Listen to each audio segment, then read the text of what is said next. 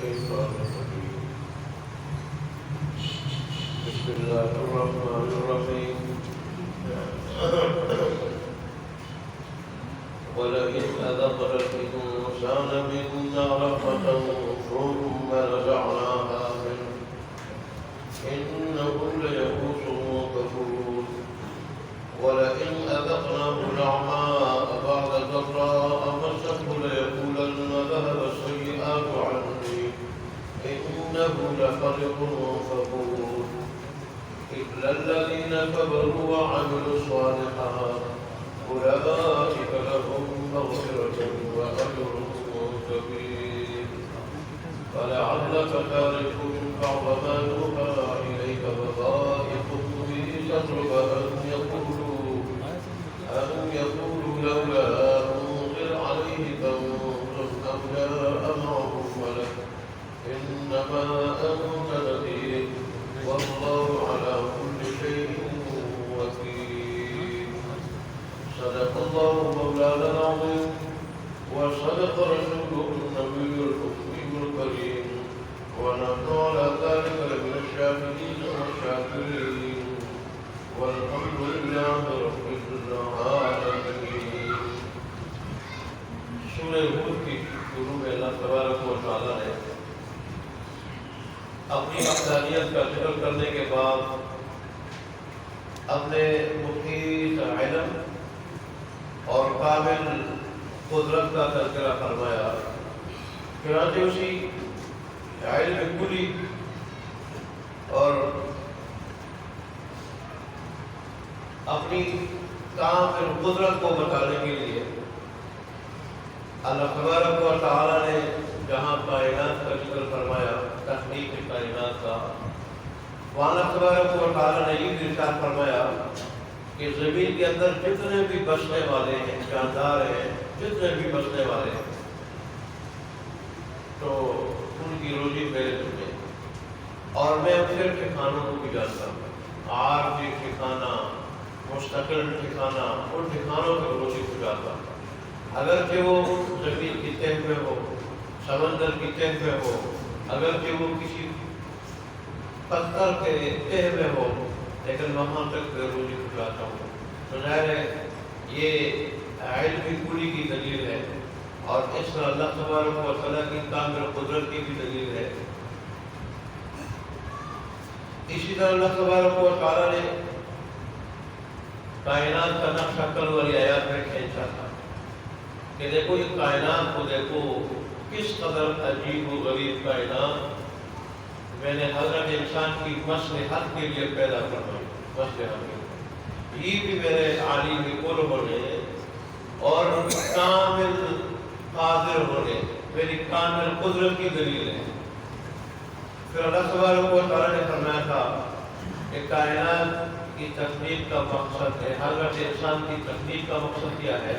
تو فرمایا حضرت انسان کی تخلیق کا مقصد، کائنات کی تخلیق تو حضرت انسان کی مصلحت، حضرت انسان کا فائدہ، تاکہ انسان اس کو استعمال کرے. لیکن حضرت انسان کو کیوں بنایا؟ اس کی تخلیق کا مقصد کیا تھا؟ اللہ نے فرمایا کہ یبلوکم ایکم احسن عملا، تاکہ وہ تمہیں آزمائیں کہ تمہیں کون زیادہ اچھا عمل کرتا، عمل کے اعتبار سے کون زیادہ اچھا ہے. تو آج کے آیات میں اللہ تبارک و تعالیٰ نے انسانی مزاج اور اس کے طرز عمل کا شکوہ کیا. انسان کا جو عام مزاج ہے اور اس کا جو طرز عمل ہے اللہ تبارک و تعالیٰ کے ساتھ، اس کا ذکر فرمائیں. انسان کا مزاج کیا ہے؟ یہ ناشکرہ، ناقدرہ بھی ہے، اور ناشکرہ اور ناقدرہ بھی ہے، اور یہ بے صبر بھی ہے. جب اللہ تبارک و تعالیٰ کو دیکھتے دیکھا ہے، یہ شکر نہیں ادا کرتا، اللہ کو بھول جاتا ہے، پھر یہ اترانے لگتا ہے اور شیخی پہ آتا ہے، بڑی بڑی بولتا ہے، اور اللہ تبارک و تعالیٰ کی طرف نسبت نہیں کرتا کہ جو کچھ میرے پاس ہے اللہ نے دیا، بس اس کو اپنا ہنر سمجھتا ہے، اپنا ہنر۔ اللہ کا اس کو تکلیف کے بعد تکلیف دور کر کے راحت دے دیتا ہے، یہ رب کی طرف نسبت نہیں کرتا کہ اللہ نے میرا بات فرمائی، میری مصیبتوں کو دور کر دیا، بیماری دور کر دی، صحت دے دی، تنگی دور کر دے دی، اللہ کو دور کر دی، اللہ تبارک مجھے وسعت دے دی، اور کوئی اللہ نعمت دے دے مصیبت کے بعد تو رب کی طرف نسبت نہیں کرتا، بس کہتے ہیں بس مصیبتیں دور ہو گئی، مصیبتیں دور ہو گئی، اب مال آیا، پیسہ آیا، مزے آیا، میں مزوں میں رہوں گا، مزوں میں رہوں گا، اب یہ نعمتیں میرے پاس رہے گی، بس وہ کچھ تھوڑی دیر مجھے کوئی مصیبت پہنچی تھی، اب میں مزوں میں رہوں گا، اور یہ خیال نہیں کرتا کہ جس اللہ نے پہلے مصیبت بھیجی تھی وہ دوبارہ بھی بھیج سکتا ہے، اگر وہ جسمانی مصیبت تھی تو اب بھی بھیج سکتا ہے، اور اگر وہ مالی تنگی کی مصیبت تھی تو اللہ اب بھی اسے دوچار کر سکتا ہے، یہ بات بھی بھول جاتا ہے، اور اللہ کو سے راحت ہے تو پھر اللہ کو بلا دیتا ہے، اللہ کے احکام کو بلا دیتا ہے، فرائض بلا دیتا ہے، آخرت کو بلا دیتا ہے، اور پھر جو ہے وہ مالی مزوں میں لگ جاتا ہے، اس کو غلط چیزوں میں ایک و عشرت میں استعمال کرتا ہے، راحت کے بعد اللہ کے شکر کو بھول جاتا ہے یہ، اور تنگی کے بعد مصیبت کے بعد یہ صبر کو بھول جاتا ہے، انسان کی ملا یہ انسان اللہ مصیبت بھیج دیتا ہے پھر مایوس ہو جاتا ہے، اور پھر یہ نہیں سوچتا کہ جس اللہ تبارک و تعالیٰ نے مجھے پہلے خوشحالی دی تھی پہلے وہ دوبارہ بھی مہربانی کر سکتا ہے اور مجھے کچھ دے سکتا ہے، یہ سوچتا نہیں۔ دیکھیں ولیکن اعظم الانسان، اور اگر چکائیں ہم انسان کو ملنا اپنی طرف سے رب قدر کوئی بھلائی راحت نعمتیں ثم نزعناها منه، پھر ہم چھین لے وہ نعمت کو بھلائی منہ اس سے، تو کیا ہو جاتا ہے انہ لیئوس الغفور، تو بے شک یہ انسان ہوتا ہے نا امید اور نہ شکر، نا امید نہ شکر، مایوس ہو جاتا ہے، پھر یہ سوچتا نہیں، پھر اللہ تبارک و تعالیٰ کی شان میں سے برے برے الفاظ کہتا ہے کہ کیا اللہ کو میں ہی مل گیا تھا، نعوذ باللہ، اللہ سے کفر کو کرنا باشا، اللہ کو میرے سوا کوئی اور نہیں ملا تھا، میں ہی مل گیا تھا اس کو، یہ ساری مصیبتوں کے لیے پریشان ہوتی ہے، میں ہی ملا ہوں اللہ کو، عجیب و غریب اس قسم کی باتیں کرتا ہے، ایسا مایوس ہو جاتا ہے کہ اللہ نے آئندہ کو کچھ دینا نہیں، یہ ایمان والے کا شیوا نہیں، ایمان والے پر مصیبت آتی ہے تو اللہ کی طرف سے سمجھ کے اس پر صبر کرتا ہے، صبر، اور کہتا ہے کہ چلو اللہ آئندہ دے دے گا، جس اللہ نے پہلے دیا تھا وہ آئندہ بھی دے دے گا، اب اگر اس نے لے لی اس میں حکمت ہوگی، بہتری ہوگی، میرا رب نے قرآن میں کوئی چیز چھوڑی نہیں، ہر وہ صفت جو ایمان والوں کی ہے، اور جس سے رب کے قریب بن جاتا ہے انسان، قریب چلا جاتا ہے، رب کے قریب ہو جاتا ہے، مقرب بن جاتا ہے، وہ بھی اللہ نے ذکر فرمائی، اور ہر وہ صفت جو کافروں کی ہے، باغیوں کی ہے، نافرمان لوگوں کی ہے، جن کی وجہ سے رب سے دور ہو جاتا ہے، رب ناراض ہو جاتا ہے، وہ بھی اللہ نے بتائی، اور ہمیں تاکید فرمائی کہ ایمان والوں کی صفتوں کو اپناؤ، اور جو کافر اور باغیوں کی اپنی صفتوں کو مت اپناؤ، ان سے دور بھاگو۔ ایک تو مایوس ہو جاتا ہے، دوسرا غفور، ناشکر ہو جاتا ہے، پھر اللہ تبارک و تعالیٰ کی شان میں ناشکری کے الفاظ کہتا ہے، ناشکری کے کلمات کہتا ہے اللہ تبارک و تعالیٰ کی شان میں، جیسے میں نے کہہ دیا اس کی تفصیل، جیسے زلزلہ آیا تھا تو آگے پیچھے جن لوگوں کو جہاں جن علاقوں میں زلزلہ آیا تھا، بعض لوگ کہتے تھے کہ اللہ نے نعوذ باللہ ہمارے پر ظلم کر دیا،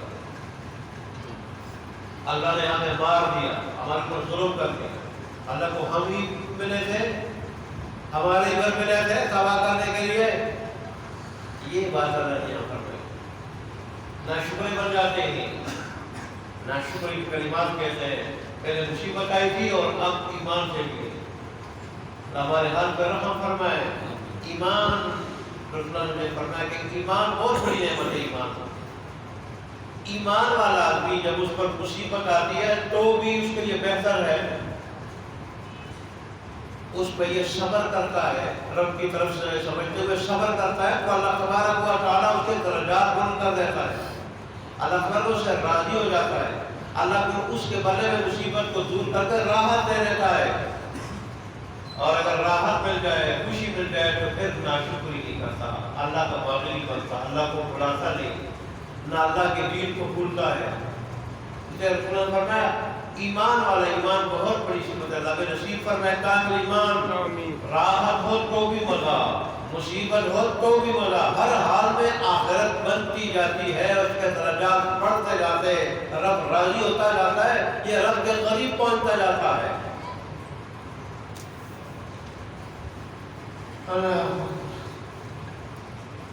وَلَئِنْ أَذَقْنَاهُ نَعْمًا، اور اگر چکھایا ہم اس کو نعمت چکھائے اس کو، بعد ضراء، بعد اس مصیبت کے کہ جو مشق مجھے پہنچی تھی، ضراء جو کہ جسمانی تکلیف ہو، لیکن یہاں ہر جسم کی تکلیف اڑا گئی، بعد اس تکلیف کے جو اس کو پہنچی تھی، لَيَقُولَنَّ، تو ضرور کہتا ہے یہ، ذَهَبَ السَّيِّئَاتُ عَنِّي، مجھ سے برائیاں دور ہو گئی، برائیاں دور ہو گئی، مصیبتیں دور ہو گئی، بری حالتیں میری دور ہو گئی، اور یہ کہہ دو رب نے دور کر دیا، الحمدللہ، ماشاءاللہ، بارک اللہ، اس اللہ نے کرم کیا، رحم کیا، فضل کیا کہ میری مصیبتیں دور کر دی، اس کی طرف میں نسبت نہیں ہوتی۔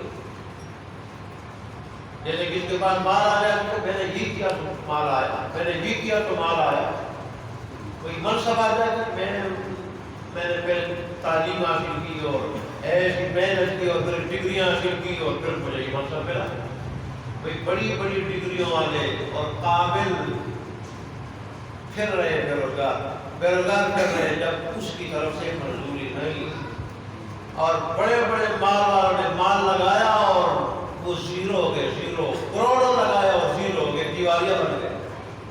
بات ایسے تھے جنہوں نے ریڈی لگائی، ریڈی سے اللہ نے فیکٹریوں کا مالک بنا دیا۔ یہ تیرا کمال نہیں، اپنا کمال نہ بتاؤ، یہ رب کا کمال ہے، رب کا۔ میں نے آپ کو پہلے بھی کہا تھا کہ آدمی کے پاس جو کچھ کمال ہے اس کو اپنی طرف منسوخ کرنا یہ قارونی سوچ ہے، قارونی۔ وہ کہہ رہا تھا کہ انما اوتیتہ علی علم عندی، میرے پاس جو کچھ ہے یہ میری مہارت، ہنرمندی اور دنیا کمانے کا جو علم ہے، دنیا کمانے کا، اس کی وجہ سے مجھے ملا ہے۔ حالانکہ اللہ تعالیٰ موسیٰ علیہ السلام نے اللہ کے حکم سے یہ فرمایا تھا کہ تیرے پاس جو کچھ ہے رب سے دیا ہوا۔ بہت سارے لوگ آج بھی ہیں، ان کو اللہ دیتا ہے، وہ اللہ کے راستے میں خرچ کرنے کی تلاش میں لگے رہتے ہیں کہ مجھے کوئی مستحق مل جائے۔ آج کل مصیبت تو یہی ہے نا، ہر طرف اسلام جب نہیں ہے نا، مین چیز یہی ہے۔ لوگ بات کہتے ہیں کہ اس پہ بات کرو، اس پہ بات کرو، تو دل میں میں کہتا ہوں یار ہمیں چھوڑ دو، ہم اللہ کے فضل و کرم سے خوب سمجھتے ہیں کس پہ بات کرنی چاہیے۔ مین چیز بے دینی ہے، مین چیز خوف خدا نہ ہونا ہے۔ یہ خوف خدا نہ ہو، دین نہ ہو، آدمی کے اندر دینداری نہ ہو، تو اس کو حقوق پتہ ہو تو وہ نہیں ادا کرتا، حقوق پتہ بھی ہو نہیں ادا کرتا۔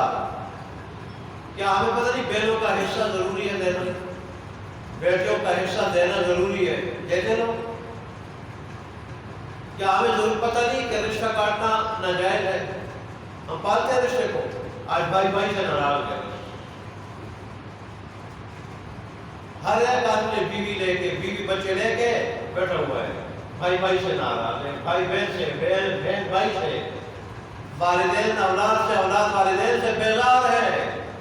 اتنے قریبی رشتے، حالانکہ رشتے پالنے سے عمر بھی بڑھتی ہے، رزق بھی بڑھتا ہے، روزی بھی بڑھتی ہے، اور اس کے نہ پالنے سے عمر بھی بڑھتی ہے، روزی بھی بڑھتی ہے۔ ہمیں پتہ نہیں، بعض لوگ ہمیں سکھاتے ہیں اس موضوع پہ بات کرو، اس موضوع پہ بات کرو، بھئی ہمیں چھوڑ دو، ہم اللہ کے فضل سے خوب سمجھتے ہیں کہ کس موضوع پہ بات کریں۔ علماء جانتے ہیں کہ مین کمی کہاں ہے۔ جیسے بڑے بڑے علماء کہتے ہیں کہ درخت کی جڑیں اگر مضبوط نہ ہو تو پھر جو مرضی ہے تنے کے اوپر کوئی پانی ڈال دے اور درخت کو پانی دے، سیراب کرے، کچھ نہیں ہوگا۔ آنگن پہ جڑوں کو پانی ڈال دیا جائے اور جڑوں کو ٹھیک کیا جائے، درخت کو ٹھیک ہو جائے. بنیاد جڑیں بنیاد ہے نا، ایسے ہی ہماری بنیاد دین ہے، اسلام ہے، ایمان ہے. جب وہ مضبوط نہیں ہوگا، ہم اس پہ کچے ہوں گے، ہمیں حقوق کا پتہ ہوگا تو نہیں ادا کریں گے. رسول اللہ صلی اللہ علیہ وسلم نکاح کا خطبہ پڑھا رہے اور اس میں طلبہ کی یاد پڑھ رہے، حالانکہ احکام نکاح بتا دیں، لیکن آپ کو پتہ تھا اللہ کے حبیب کو یہ موقع ہے حقوق کی ادائیگی کا، یہ موقع ہے ذمہ داری کا. اب ایک ذمہ دار زندگی میں دونوں قدم رکھ رہے ہیں، دونوں کے حقوق ایک دوسرے کے اوپر ہیں، اور جب تک خوف خدا نہ ہو انسان کسی کے حق کی کوئی پرواہ نہیں کرتا. اس لیے اللہ کے حبیب صلی اللہ علیہ وسلم نکاح کے موقع پر خطبے میں تقوی کی آیت بتاتے ہیں. تو علماء تو یہی زیادہ زور دینداری پہ، کامل ایمان پہ، اور قرآن نے بھی اس پہ زور دیا ہے. جن حقوق کا پتہ ہے وہ کتنے ادا کیے ہم نے. اللہ اکبر. تو بہرحال نسبت اللہ کی طرف کرنی چاہیے. جیسے اللہ فرماتا ہے کہ اولاد کو میں دیتا ہوں، اور پھر لوگ غیروں کی طرف اس کی نسبت کرتے ہیں، غیروں کی طرف. تو قرآن میں قرآن میں صراحت کے ساتھ صریح الفاظ میں کہ اولاد میں دیتا ہوں نسبت غیروں کی طرف ہوتی ہے. تو ایسا نہ ہو. اللہ جو نعمت انسان کے پاس ہو، یہ نہ کہے کہ میں نے ایسا کیا، یہ میں بھی نہیں کہنا چاہیے.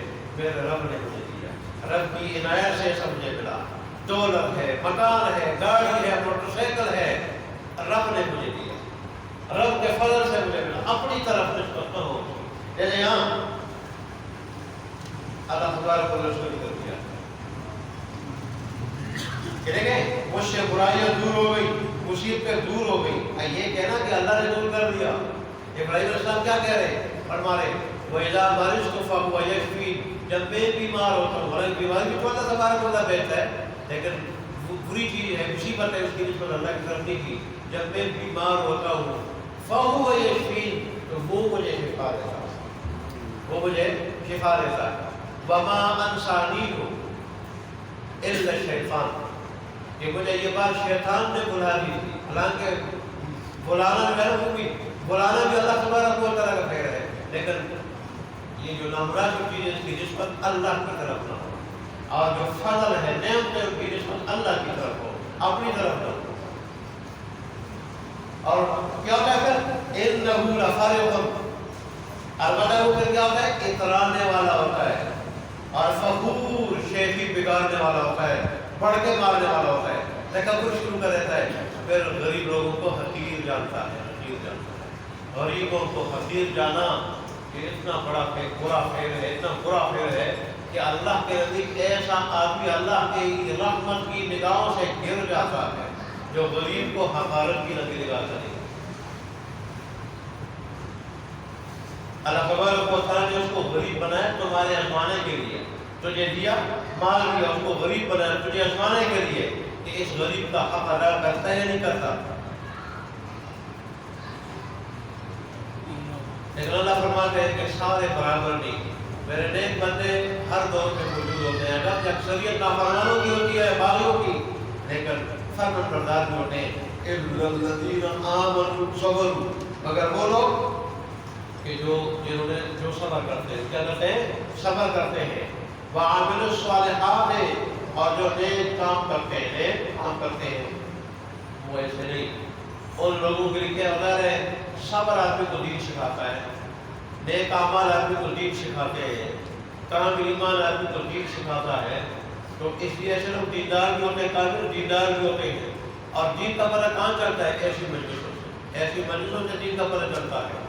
اللہ کرے مسلمانوں کی عادت پہلے کی طرح انگریز کے یہاں آنے سے اور قدم جمانے سے پہلے کی طرح یہ عادت بن جائے کہ علماء کی مجلسیں درس حدیث کی ہوں یا درس قرآن کی ہوں یا ویسے عام قول نصیحت کی ہوں، ان میں جائیں اور اس طرح اپنے ایمان کو تازہ کرائیں اور دل کی صفائی کرائیں. یہ اللہ اور اس کے رسول کی بات ہے، جب سنی جاتی ہے اس سے دل کی صفائی ہوتی ہے. فرمایا اولئک لہم مغفرۃ ان لوگوں کے لیے مغفرت ہے وَأَجْرٌ كَبِيرٌ، اور بڑا اجر ہے اللہ تبارک و تعالیٰ کے لیے. جس کو اللہ بڑا کہے وہ کتنا بڑا ہوگا. بڑا آدمی کسی چیز کو بڑا کہہ دے تو وہ چیز بڑی ہوتی ہے. وہ جو پھر بڑوں کا خالق ہے، بڑوں کا مالک ہے، رازق ہے، بادشاہوں کا بادشاہ ہے، وہ جو بڑا کہے اللہ کو بڑا اجر نصیب فرمائے، ابتدائی سے نصیب فرمائے، جنت الفردوس کی صورت میں اللہ تبارک و تعالیٰ نصیب فرمائے.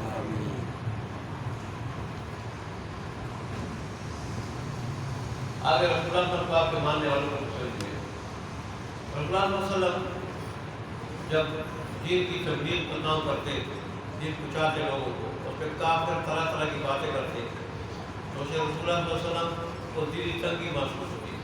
آپ پریشان ہو جاتے تھے اور آپ تنگ دل ہو جاتے تھے، پریشان ہو جاتے تھے. تو اللہ نے اس کے لیے تسلی کہ ظاہر آپ کا جو مشن ہے وہ مشن کو آپ چھوڑ نہیں سکتے، مشن کو آپ چھوڑ نہیں سکتے.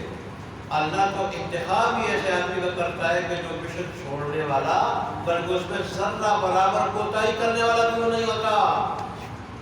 تو ظاہر ہے وہ عام انبیاء کا یہ عالم ہے. تو پھر آپ کو امام الانبیاء ہے، جب آپ چھوڑ نہیں سکتے، آپ نے وہ مشن چلانا ہے، میرا پیغام پہنچانا ہے، پھر ان لوگوں کی باتوں کی طرف توجہ نہ دیں، ان کی پرواہ نہ کریں. آپ کا کام ہے پہنچا دینا، میرا کام ہے حساب لینا، ان سے میں گفتگو کرنا. یہ تسلی ہے. اور اس میں ہم سب کے لیے، جتنے بھی دین پہ چلنے والوں کو چلانے والے سب کے لیے تسلی ہے. سب کو کہ اگر کوئی پریشانی آتی ہے تو اس کی وجہ سے دین کا کام نہیں چھوڑنا چاہیے، اس پہ چلنا اور عمل کرنا نہیں چھوڑنا چاہیے. اللہ تبارک و تعالیٰ خود رکاوٹوں کو دور کر دیتا ہے اور راستہ کیا ہو جاتا ہے، صاف ہو جاتا ہے. فَلَعَلَّكَ تَارِكٌ بَعْضَ مَا يُوحَىٰ إِلَيْكَ، شاید کہ آپ چھوڑ دیں بعض ان چیزوں کو کہ جن کی وحی کی جاتی ہے آپ کی طرف. وَضَاقِقٌ بِهِ صَدْرُكَ، اور آپ کا سینہ تنگ ہوتا ہے اس کے ساتھ، اس وجہ سے کہ أَن يَقُولُوا لَوْلَا أُنزِلَ عَلَيْهِ كَنزٌ، کہ کافر یہ کہیں گے اور یہ کہتے ہیں کہ کافر لوگ یہ کہتے ہیں کہ لولا أنزل علیہ کنز، کہ کیوں نہیں اتارا گیا اس کے اوپر کوئی خزانہ. یہ اس وقت کے لوگوں کی سوچ تھی. وہ سمجھتے تھے کہ نبی وہ ہو سکتا ہے جس کی دنیاوی پوزیشن بہت مضبوط ہو، دنیاوی پوزیشن بہت مضبوط ہو، پھر وہ جو ہے وہ اللہ تبارک و تعالیٰ کے دین کو جہاں چاہے پہنچا سکے، جہاں چاہے پہنچا سکے، اور کوئی اس پر اعتراض نہ کر سکے اور کوئی کو روک نہ سکے. اس قسم کا جو ہے کیا ہونا چاہیے، نبی ہونا چاہیے. اللہ نے اس کو جواب دیا ہے کہ نبوت کے لیے دنیاوی پوزیشن کا مضبوط ہونا ضروری نہیں، اندر کی پوزیشن کا مضبوط ہونا ضروری ہے. اندر کی استعداد، اندر کی صلاحیت وہ مضبوط ہونی چاہیے. میں اس کو دیکھ کے نبوت دیتا ہوں، دنیاوی پوزیشن کو دیکھ کے نہیں دیتا ہوں. باطنی صلاحیت، باطنی استعداد، ایمانی قوت، روحانی قوت وہ مضبوط ہونی چاہیے. مکہ کے لوگ کہتے ہیں کہ کیسا نبی ہے، بازاروں میں گھومتا پھرتا ہے، سونا سلب خریدتا ہے اور اس کی جو بیوی ہے وہ گویا نبی کو، نبوت کو انسانیت سے اوپر مافوق انسانیت کوئی چیز سمجھتے تھے. اللہ نے فرمایا ایسا نہیں، نبی ہوتا انسان ہے مگر سارے انسانوں سے بڑھ کر انسان ہوتا ہے.